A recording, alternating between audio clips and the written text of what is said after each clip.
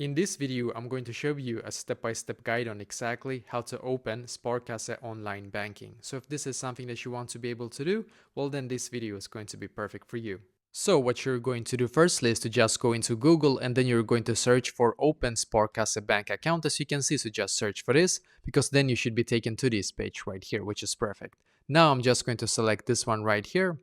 And as you can see, if you want to be able to open your current account, now you can just click on it right here. But you can also scroll down and you can actually check. This is their accounts for adults. As you can see, they have three accounts as of right now. As you can see, there's also accounts for people up to 24, which they mean up to 24 years, as you can see. So this one is from age 0 to 17.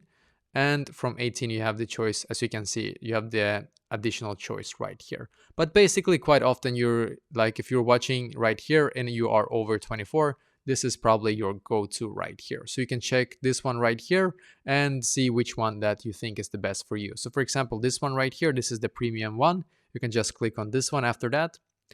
And basically this one right here, if you already are a customer of Sparkasse, you can just basically enter it right here, your details. Or if you are not already a customer of Sparkasse, you haven't yet opened anything, basically any account on their bank, you just need to click right here.